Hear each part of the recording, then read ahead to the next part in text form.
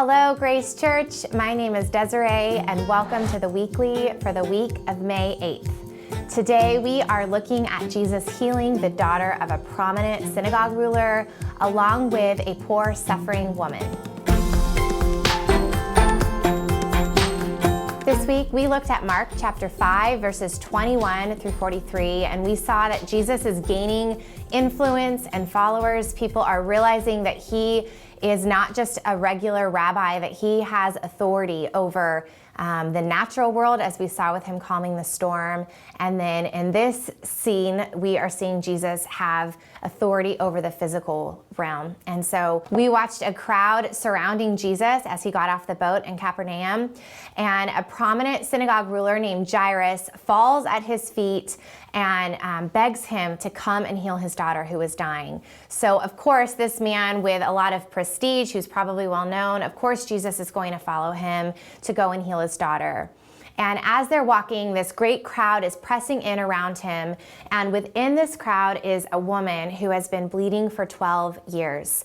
And as we talked about in the Greek, this word bleeding means menstruation. And so in that day, in that cultural context, for a woman, when she was having her period, she had to be separated from society for about 7 days. And there were some implications for that. She was not able to take part in the daily activities, such as helping prepare meals.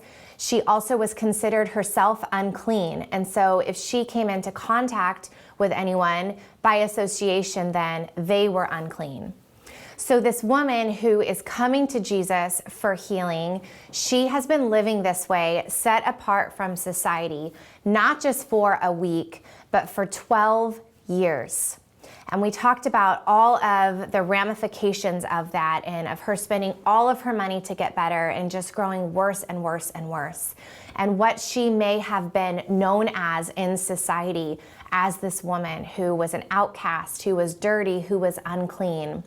And so both her and Jairus, we saw, were desperate for healing. And for us, that is important to know, that desperation precedes healing. And I shared this story with one of our kids that we were really struggling with, and we didn't know how to help him. And we got to this point of desperation where we needed to come to Jesus and ask him to give our son the healing that he needed, and to give us the wisdom that we needed as parents.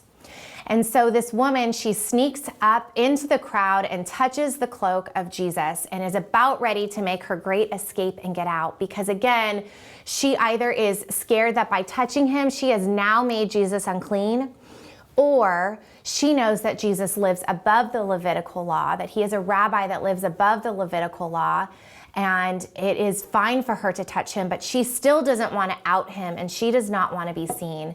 And so she's getting ready to make her great escape out of the crowd when Jesus turns around and looks for her and says, "Who touched my cloak?" And he doesn't just say it once, he says it over and over again. And he continues looking for her because he has a deeper restorative work to do within her than just the physical healing.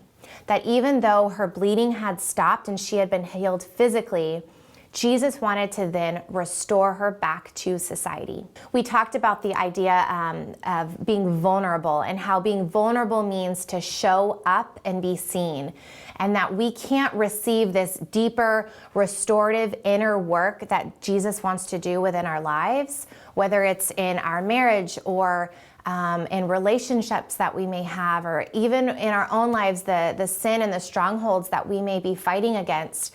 Jesus can't meet us in those places if we are not willing to risk being vulnerable and to be seen.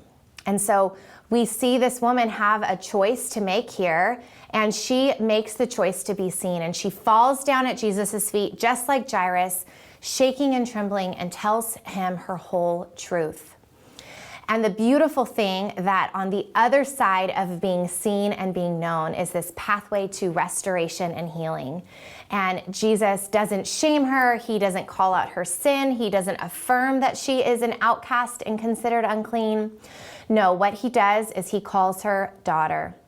And we talked about the fact that this is the only time in the Gospels that we see Jesus call someone daughter.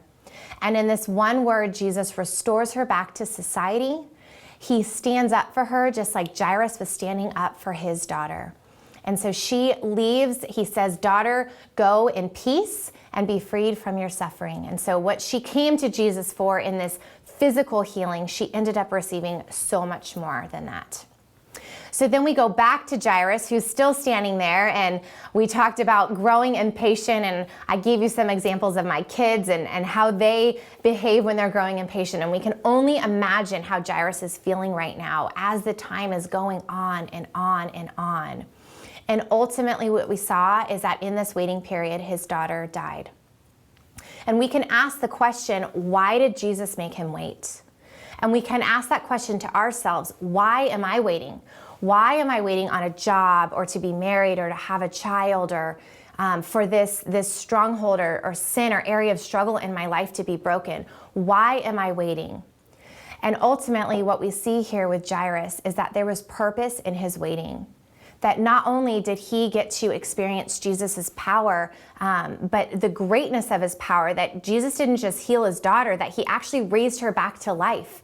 And I can't even imagine how much more his faith grew watching Jesus perform that miracle. And so for us, there can be purpose in our waiting. We don't understand God's sovereignty. We don't understand God's time and scope and his view of all of eternity, but we can get to know God's character, and we can trust that character in our lives, and we can receive the peace that he wants to give us, whether we receive our physical healing this side of heaven or not. So for you in your small groups today, I have a few questions for you guys to discuss. Number one, when you are in a hard season of pain or suffering, how do you approach Jesus? Number two, is vulnerability something that comes easy for you, or is it hard? And why is that? Number three, how does the story of the bleeding woman encourage you to be vulnerable with Jesus and others in areas of sin, struggle, pain, or suffering in your life in order to begin the process of healing and restoration? And then finally, we see Jesus made Jairus wait, and in the process, he was able to witness even more of God's power and authority when he raised his daughter from the dead. So how does this encourage you during this season of waiting on God in your life? Thank you for watching The Weekly. We'll see you next week.